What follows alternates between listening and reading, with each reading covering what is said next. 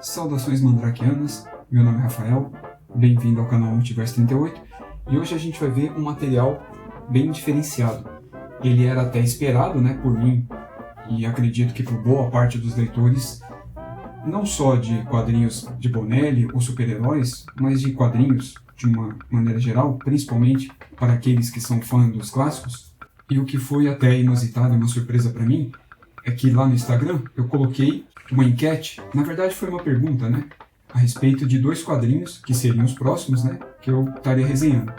E aí a disputa ficou entre esse do Mandrake e o novo Nathan Never Gigante. Por pouca diferença, acabou ganhando o Mandrake, o que para mim foi uma surpresa e ao mesmo tempo algo bom, seria uma surpresa boa, porque mostra que as pessoas, os leitores, atualmente, estão mais interessados, nesse material clássico, mas não apenas de republicações, como acontece com as publicações atualmente, de Marvel e DC, mas aqui eu me refiro a republicações de personagens que praticamente não estão mais nativos, tá? E essa edição aqui, ela não é apenas, uma edição do Mandrake publicado pela Mitos, mas sim é algo que poucos conheciam, poucos sabiam da existência, apenas aqueles pesquisadores mais ávidos, aqueles fãs mais fervorosos, dessa cultura pulp, é que conhecia esse material aqui, que trata-se de uma versão do Mandrake desenhada pelo Galep, que é o autor gráfico de Tex. Então é algo completamente assim, não só inédito, como inesperado, Não tenho nem como explicar realmente a existência desse material aqui. Mas vamos aos detalhes já. Vocês também podem me encontrar no podcast Fortaleza Quântica, junto com o Presto e o Jefferson e mais algum convidado. Nele a gente fala sobre os mais variados temas da cultura pop em geral. Também estou, junto com o Jefferson, no podcast Salão do Tex, lugar ideal para quem quer conhecer, e para quem já conhece também, o universo do personagem e seus partes. É um local frequentado tanto por novatos quanto veteranos. Agora sim, bora pro vídeo. O material publicado pela Mitos, ele é em capa dura. Ele tem guarda, diferente da maioria dos materiais. Ele tem uma guarda no mesmo estilo, das ilustrações. O papel, ele é offset, E fica bem destacado aqui a arte do Galep. Lembrando que o Galep aqui, ele é só o artista, Ele não é o roteirista, não é o criador das histórias. É interessante a gente ver o traço do artista aqui, porque ao mesmo tempo que ele remete às histórias do Tex, visualmente falando, a gente também lembra de personagens, do próprio universo do Ulifalk, que é o fantasma e assim por diante. Mas ao mesmo tempo, a abordagem aqui ela é bem diferenciada, porque o excesso de sombra que ele usa, os recursos de sombra, também remete um pouco aos primórdios dos quadrinhos de terror, que hoje estão muito na moda e tal, e que pelo menos eu gosto bastante. Então é um material assim completamente, digamos assim, não só obrigatório para aqueles que são fãs, mas para quem é curioso também por conhecer o personagem.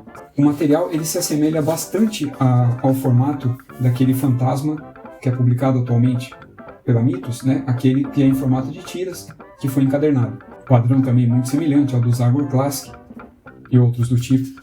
Então ele segue esse mesmo formato, Você vai ter histórias aqui na mesma pegada que, na verdade, que se aproxima bastante dessas do Fantasma que eu acabei de citar e até do Zagor, São histórias assim, elas são datadas, Elas seriam um pouco mais ingênuas, mas elas têm uma qualidade de roteiro muito superior, por exemplo, aos de quadrinhos super-heróis da mesma época. O roteiro aqui ele é muito mais maduro, do que as histórias do Batman e Superman da mesma época, por exemplo. Lembrando que o Mandrake, ele é muito anterior a esses personagens aí.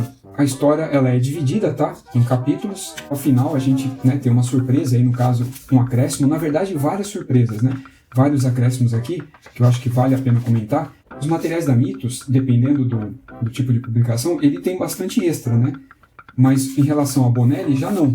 Já em publicações da 2000 AD, ou até outras europeias, então os extras eles são mais constantes, Vale mencionar, que o material ele é inteiramente em preto e branco, Não existe nenhuma parte colorizada aqui da edição.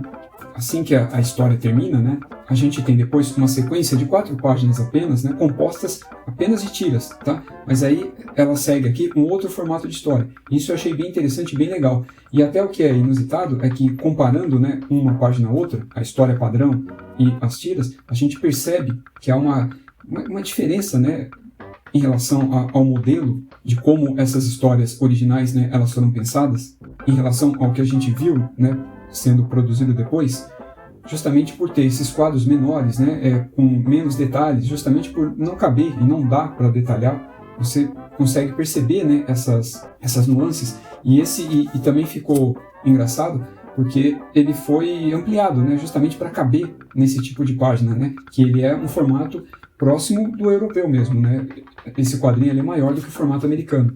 Então a gente tem 4 páginas aqui em uma sequência de tiras que vai compor o mesmo material. Lembrando que todo esse material aqui, ele é inédito no Brasil.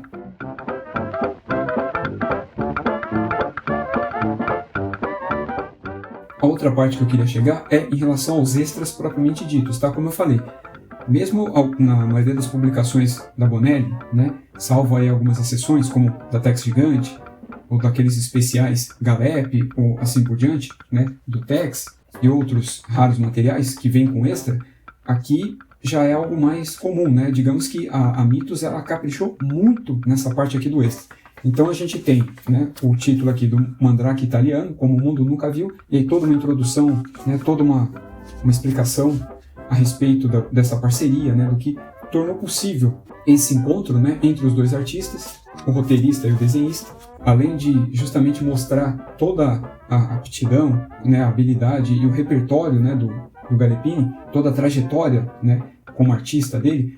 A gente também tem aqui informações a respeito da origem, né, do Mandrake e praticamente toda a participação dele em outras mídias, né, além dos próprios quadrinhos. O que é interessante é porque muitos gostariam de ver o Fantasma desenhado ou publicado, né, nesse formato, não vou chamar de Bonelli, mas de Fumetti, né, no geral. E aqui seria algo mais próximo a isso que a gente tem, não tanto em relação ao roteiro, mas pelo menos na arte sim, tá? Então realmente é algo assim sem precedentes, né, o que a gente tem aqui nesse momento. Aqui a gente tem mais referências ainda, inclusive ainda a respeito do desenho, né, Os Defensores da Terra, que já passou aqui nos anos 80 e tiveram algumas reprises aí nos anos 90 também.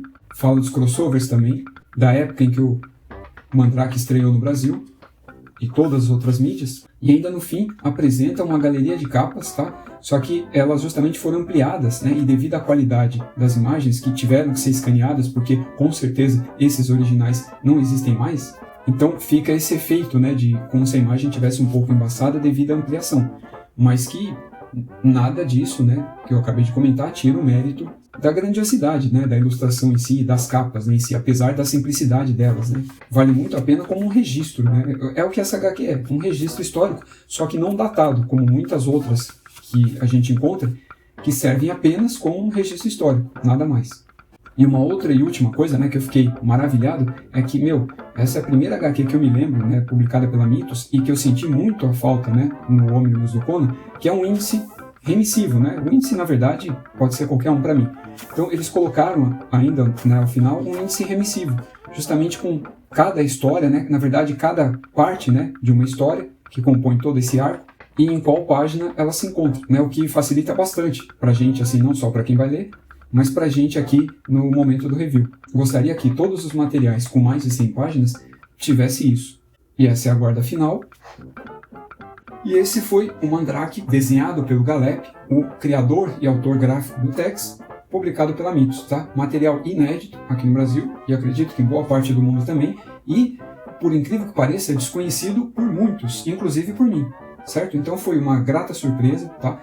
Foi um tamanho acerto a editora ter publicado esse material nessa época, né? Pelo menos a gente teve acesso a ele. Ele é obrigatório, na minha opinião, para fãs, né, dessa cultura, né, pulp, desses heróis anteriores aí aos super-heróis, mas ela também serve como uma porta de entrada para aqueles que querem conhecer essa cultura sem precisar de uma continuidade, porque o que a gente tem aqui começa e termina aqui, ponto final. E é isso, esse vídeo aqui ele é mais enxuto mesmo, porque o objetivo aqui não é falar sobre o Mandrake. Futuramente eu posso fazer um programa sobre isso, caso haja necessidade, mas aqui minha intenção era apenas mostrar como é que ficou a publicação em detalhes, né, por imagens aí no caso, dizer se ela vale a pena ou não. Então foi isso, um grande abraço e até o próximo vídeo.